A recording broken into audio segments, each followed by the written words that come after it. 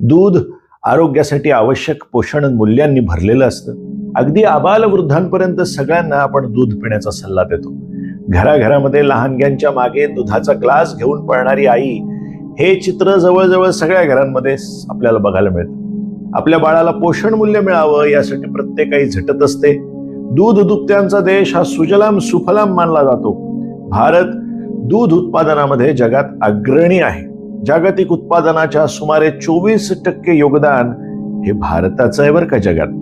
2022-23च्या काळामध्ये जर आपण बघितलं तर भारताचं दुधाचं उत्पादन हे 230.58 दशलक्ष टनांपर्यंत पोहोचले. एकूण काय की भारताचा दुग्ध व्यवसाय हा राष्ट्रीय अर्थव्यवस्थेमध्ये 5% योगदान देत असतो आणि 8 कोटींवरून अधिक शेतकऱ्यांना थेट रोजगार पुरवत असतो. आपल्या देशात मिळणाऱ्या दुधापैकी जवळपास 40% दूध हे सहकार आणि खाजगी क्षेत्राकडून संकलित केलं जातं आणि उर्वरित 60% दूध हे असंघटित क्षेत्रामार्फत संकलित होत असतं. 70% दूध हे फक्त दूध म्हणून वापरलं जातं आणि उर्वरित 30% दूध हे दुग्धजन्य पदार्थांच्या स्वरूपामध्ये म्हणजे मिठाई, खवा, पनीर, तूप, लस्सी अशा पदार्थांमध्ये वापरलं जातं. पण दुधाची हीच गरज आणि उपयुक्तता पाहून काही लोक केवळ किरकोळ नफ्यासाठी दुधामध्ये भेसळ करून लोकांच्या जीवाशी खेळतात. दुधातली ही भेसळ आरोग्यासाठी अत्यंत घातक आहे. म्हणून दूध खरेदी करताना सावधगिरी बाळगणं फार गरजेचं आहे. महाराष्ट्रात वितरित होणाऱ्या 65% दुधामध्ये भेसळ होते हा खुद्द अन्न सुरक्षा प्राधिकरणाचा अहवाल आहे. या अहवालानुसार राज्यामध्ये दररोज वितरित होणाऱ्या 2 कोटी लिटर पैकी जवळपास 1.25 कोटी लिटर दूध हे भेसळयुक्त आहे असं खुद्द अहवाल सांगतो. विधानसभेत त्याच्यावर चर्चा सुद्धा जोरदार झाली. या प्रश्नाची गंभीर दखल सुद्धा घेतली गेली.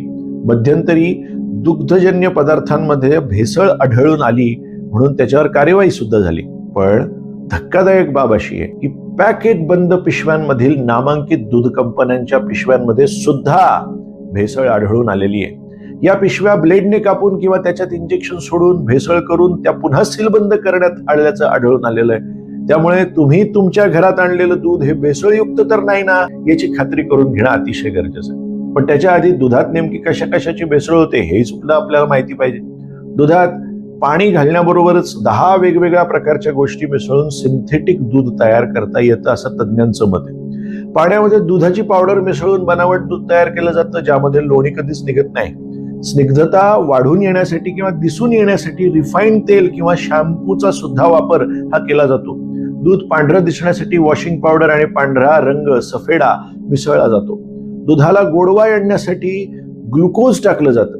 दुधात होणारी भेसळ हा सरकार आणि दुग्ध उद्योग या दोघांसाठी चिंतेचा विषय बनलेला आहे. Indian council of medical research म्हणजे ICMR न असा अहवाल दिलाय की दुधात भेसळ केल्यामुळे आरोग्यावर घातक असे परिणाम होतात. दुधातील डिटर्जंट्समुळे अन्न विषबाधा आणि इतर जठर रोग विषयक गुंतागुंत सुद्धा होते. महत्वाची प्रथिनं त्याच्यामुळे नष्ट होऊ शकतात. इतर कृत्रिम घटकांमुळे अशक्तपणा येणं, हृदयाच्या समस्या होणं, कर्करोग होणं किंवा मृत्यू देखील प्रसंगी येऊ शकतो. युरिया, कॉस्टिक सोडा, फॉर्मॅलिनची भेसळ असलेलं दूध हे पिण्यामुळे तत्काळ परिणाम दिसून येतात. ते म्हणजे गॅस्ट्रोएंटरायटिस सारखे, डायरिया किंवा आतड्याला सूज. तसंच दीर्घकालीन परिणाम सुद्धा अधिक गंभीर असू शकतात. दूषित दूध आणि दुग्धजन्य पदार्थांच्या सेवनामुळे भरपूर आजार होतात. दुधातील रोगजंतूंमुळे ब्रुसेलोसिस म्हणजे ब्रुसेला नावाच्या जीवाणूमुळे होणारा ताप, अंगदुखी, अशक्तपणा असलेला आजार होऊ शकतो. ट्युबरक्युलोसिस, अनपाश्चराइज्ड म्हणजे कच्चं दूध प्यायलं तर क्षयरोगाचा जंतूंचा संसर्ग हा आपल्याला होण्याची शक्यता असते. साल्मोनेलोसिस म्हणजे साल्मोनेला जीवाणूमुळे होणारा उलट्या, जुलाब आणि तापाचा प्रकार. लिस्टेरियासिस, लिस्टेरियस मोनोसायटोजेन्स नावाचा जीवाणूमुळे हा आजार होतो. विशेषतः गर्भवती महिलांसाठी हा विशेष करून धोकादायक मानला जातो.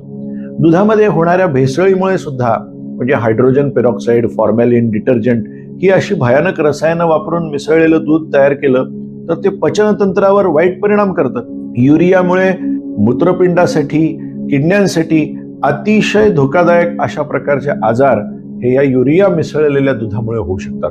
स्टार्च आणि कृत्रिम गोडसर पदार्थ मिसळलेलं दूध मधुमेहाला निमंत्रण देतो तर जठराच्या समस्यांना सुद्धा कारणीभूत ठरू शकतो. या दुग्धजन्य पदार्थांमुळे लॅक्टोज इंटॉलरन्स सुद्धा होऊ शकतो. काही लोकांना दुधातील लॅक्टोज पचवता येत नाही, त्यामुळे गॅसेस होणं, ब्लोटिंग होणं, पोटदुखी किंवा जुलाब होणं दिसून येतं. ॲलर्जी, दुधातील केसिन आणि व्हे प्रोटीनमुळे काही लोकांना त्वचेवर पुरळ येणं, श्वास घ्यायला त्रास होणं, अॅनाफिलॅक्सिस होणं, रिॲक्शन येणं हे सुद्धा होऊ शकतं. फूड पॉयझनिंग, खराब झालेलं किंवा दूषित दूध आणि दुग्धजन्य पदार्थ सेवन केल्यामुळे उलट्या, जुलाब, ताप होऊ शकतो. चरबीयुक्त दूध जास्त प्रमाणामध्ये घेतलं तर कोलेस्टेरॉल वाढून हृदयाच्या आजारांचा धोका सुद्धा तयार होऊ शकतो. दुधामध्ये पाणी तर मिसळलं जातच, पण हे पाणी दुधातलं पोषण मूल्य कमी करतं. यामुळे स्टार्च जर मिसळला समजा दुधामध्ये तर ते दूध घट्ट वाटतं, पण पचनाच्या समस्या त्याच्यामुळे येतात. डिटर्जंट किंवा साबण सुद्धा मिसळला जातो, ज्याच्यामुळे दूध फेसाळ वाटतं, पांढऱ्या रंगाचं जास्त वाटतं, पण आरोग्याला धोका नाही का निर्माण करणार? आपण साबण कुठे खातो का? युरिया हे दूध जास्त काळ टिकण्यासाठी मिसळलं जातं, परंतु हे शरीरासाठी विषारी ठरू शकतं, किडण्यांवर गंभीर परिणाम करू शकतं. सिंथेटिक दूध काय तयार करण्यासाठी कृत्रिम रसायनं, तेल, डिटर्जंट सुद्धा, शॅम्पू सुद्धा वापरले जातात. अगदी परदेशी चरबी सुद्धा त्याच्यामध्ये टाकली जाते. सोडियम हायड्रॉक्साईड म्हणजेच कॉस्टिक सोडा, तलावाचं, नाल्यांचं दूषित आणि अशुद्ध घाणेरडं पाणी सुद्धा कधी कधी मिसळलं जातं. नफा कमावण्यासाठी माल्टोडेक्स्ट्रीन किंवा सोडियम कार्बोनेट, फॉर्मॅलिन, अमोनियम सल्फेट असे घातक मूलद्रव्य सुद्धा त्याच्यामध्ये मिसळले जातात. भारतीय अन्न सुरक्षा आणि मानक प्राधिकरणानं म्हणजे FASSI घरीच दुधाची भेसळ ओळखण्यासाठी काही प्रक्रिया सांगितलेल्या आहेत. कशी ओळखायची? सिंथेटिक दूध असेल तर त्याची चव कडू लागते. बोटाच्या दरम्यान जर असं चोळून पाहिलं तर ते साबणासारखं, स्निग्ध पाण्यासारखं वाटतं आणि गरम केल्यावर ते पिवळं पडतं. पाण्याची पण भेसळ होते. दुधाचा एक थेंब गुळगुळीत अशा पृष्ठभागावर टाकला आणि जर थेंब वाहत गेला तर टाकलेल्या ठिकाणी दुधाचा पांढरा डाग जर राहत नसेल तर हे दूध शुद्ध आहे. पांढरा डाग राहत असेल तर, जर दूध पृष्ठभागावर पडल्यानंतर कोणत्याही प्रकारचे डाग दिसत नाहीये तर या स्थितीत दुधामध्ये भेसळ असू शकते. स्टार्चची चाचणी, दुधात आयोडीनचे काही थेंब टाका, मिक्स केल्यावर मिश्रणाचा रंग निळा होईल तर त्यात स्टार्च मिसळलेला असू शकतो. दुधात डिटर्जंट टाकलेलं जर असलं तर दूध आणि पाणी प्रमाणात एकत्र करा. जर त्याच्यात फेस तयार व्हायला लागला तर अर्थ असा आहे की त्याच्यात डिटर्जंटची भेसळ झालेली आहे. 10 मिलीलिटर दुधामध्ये पोटॅशियम कार्बोनाइटचे जर 5-6 थेंब टाकले आणि जर दुधाचा रंग पिवळा पडला तर समजा की त्याच्यामध्ये युरियाची भेसळ झालेली आहे. अगदी खवा सुद्धा बनवून तुम्ही घरामध्ये खाऊन बघू शकतात. दुधापासून खवा बनवून तुम्ही त्याच्यातली भेसळ जाणून घेऊ शकतात. खवा घन आणि तेलकट असला तर तुमचं दूध शुद्ध आहे, पण जर तो दगडासारखा कठीण झाला, कडवट लागला, पिवळसर काळपट पडला तर मग समजा की तुमचं दूध हे भेसळयुक्त आहे. आता हे टाळायचं कसं? तर पाश्चराइज्ड, शास्त्रीय पद्धतीनं प्रक्रिया केलेलं विश्वासार्ह दूध, विश्वासार्हता असलेल्या आपल्या नेहमीच्याच दूध उत्पादकाकडून घेतलं पाहिजे. दूध उकळून प्यायला पाहिजे. पॅकबंद दूध किंवा दुग्धजन्य पदार्थांची गुणवत्ता ही मधून अधून तपासली गेली पाहिजे. भेसळीची शंका आली तर दूध घरच्या घरी चाचणी करून अधूनमधून तपासलं पण पाहिजे.